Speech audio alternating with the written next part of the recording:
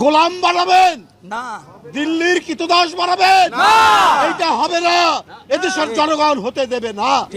তারেক রহমানের সরকার গণতান্ত্রিক সরকার, সেই সরকারের বিরুদ্ধে ষড়যন্ত্র চক্রান্তের তারা বেড়াজাল বোনার চেষ্টা করছে।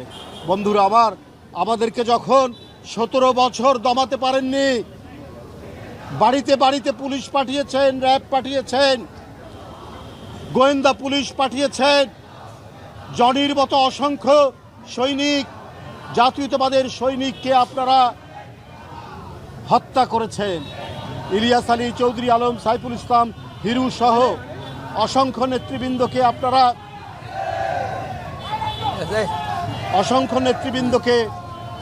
আপনারা গুম করেছেন। আবার গুমের রাজত্ব ফিরে আসবে, জনগণ সেটা সমর্থন দেবে না।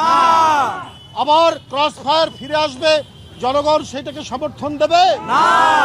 আজকে 4 মাস তারেক রহমানের সরকার, বিএনপির সরকার, বিএনপির নেতৃত্বাধীন জোট সরকারের সরকার, বলুন কোন গুমের ঘটনা ঘটেছে? না। কোন ক্রস ফায়ার হয়েছে? না। কোন মিথ্যা মামলায় কেউ বন্দী হয়েছে? না। শুধুমাত্র দুষ্কৃতিকারী, সমাজ অপরাধীরা ছাড়া। বন্ধুরা আমার, আজকে দেশ যেভাবে অগ্রগতির দিকে ধাবিত হচ্ছে, এই অগ্রগতি, সমৃদ্ধি, শান্তি, গণতন্ত্র, বহুদলীয় গণতন্ত্র, মানুষের মত প্রকাশের স্বাধীনতা, এটাকে আবার বন্ধ করার চক্রান্ত তারা করছে তাদের উত্থানের মধ্যে দিয়ে। ওইটা আর সম্ভব নয়। জনগণ ঐক্যবদ্ধ, গণতান্ত্রিক শক্তি ঐক্যবদ্ধ।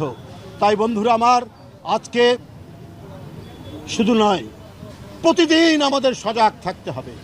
ওরা নানা ধরনের উস্কানিমূলক কাজ করবে, শুধু তারা নয়, তাদের পক্ষের অনেক মহল কিন্তু আজকে এমন কথাবার্তা বলছেন যেটা দেশ বিরোধী, সার্বভৌমত্ব বিরোধী।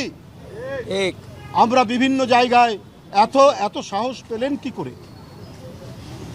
একটা মুক্তিযুদ্ধে 30 লক্ষ জীবন, 2 লক্ষ মা বোন নির্যাতিত হলেন, সেই জাতিকে আপনারা গোলাম বানাবেন না, দিল্লির কৃতদাস বানাবেন না। এইটা হবে না। এদেশের জনগণ হতে দেবে না। তাই বন্ধুরা আমার, আজকে জাতীয়তাবাদী শক্তি, আজকে জনগণের স্বাধীনতা প্রিয়, সার্বভৌমত্ব প্রিয় জনগণ সব একত্রিত হয়ে ফ্যাসিবাদদের কোনো ধরনের ইঙ্গিত, অশুভ কর্মকাণ্ডকে প্রতিহত করতে হবে।